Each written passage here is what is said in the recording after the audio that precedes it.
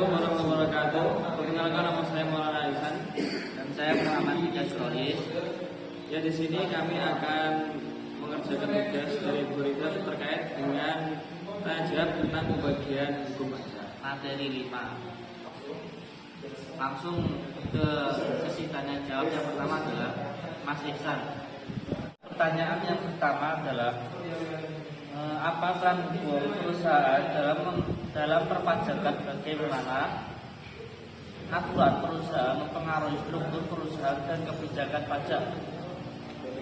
Oke, akan saya jawab terkait pertanyaan pertama adalah peran perusahaan dalam perpajakan.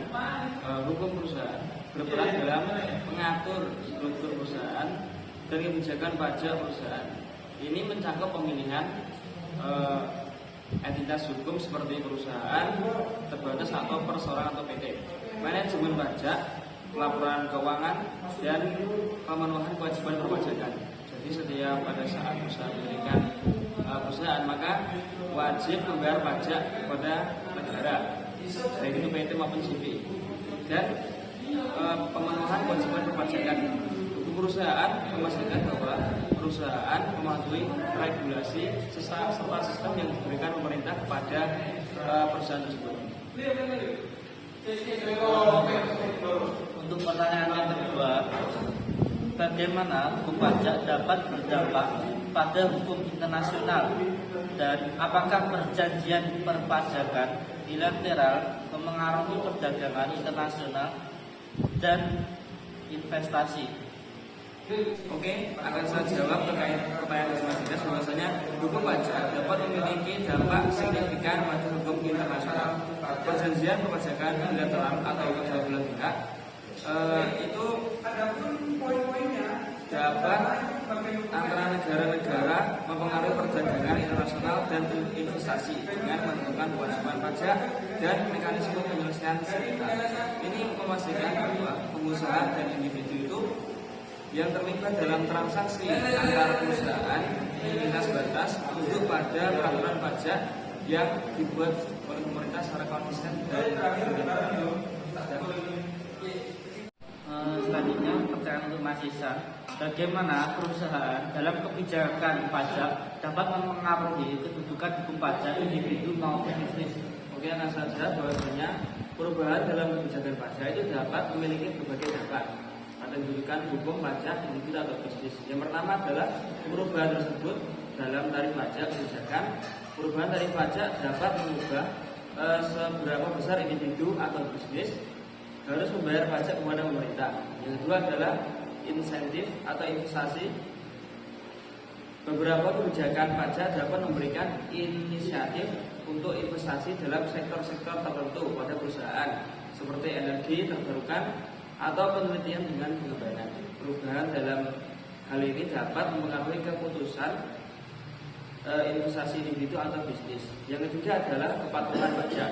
Jadi perubahan dalam undang-undang itu dapat mempengaruhi kewajiban laporan dan kepatuhan pajak individu atau bisnis.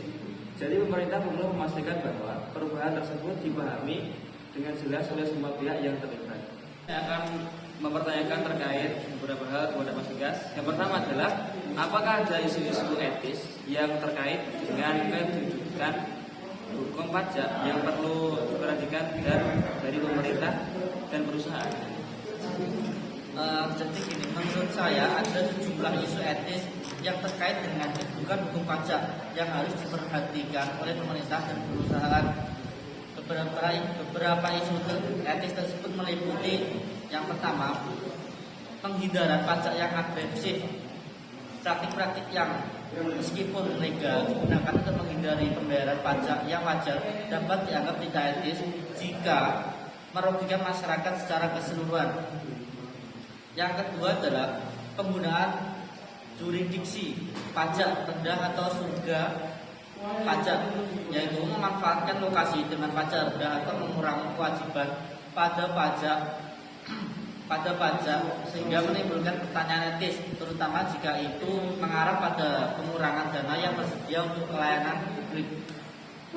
Apakah ada isu atau etika dalam hukum pajak dan bagaimana perusahaan dan individu dapat melaksanakan hukum pajak dan melaksanakan etika dalam peraturan pajak tersebut. Baik, saya akan menjawab pertanyaan dari Mas Maulana yang terkait tentang isu etika dalam hukum pajak. Ada isu etika dalam hukum pajak, terutama dalam konteks perusahaan dari individu yang mencari cara untuk mengurangi kewajiban pajak mereka secara sah, tetapi mungkin tampak tidak etis. Ini termasuk praktek perpindahan laba ke negara dengan pajak rendah, menghindari pajak agresif atau penggunaan dengan pajak rendah. Perusahaan dan individu harus mematuhi hukum pajak, tapi juga harus mempertanggungjawabkan sosial dan etika mereka dalam praktik perpajakan.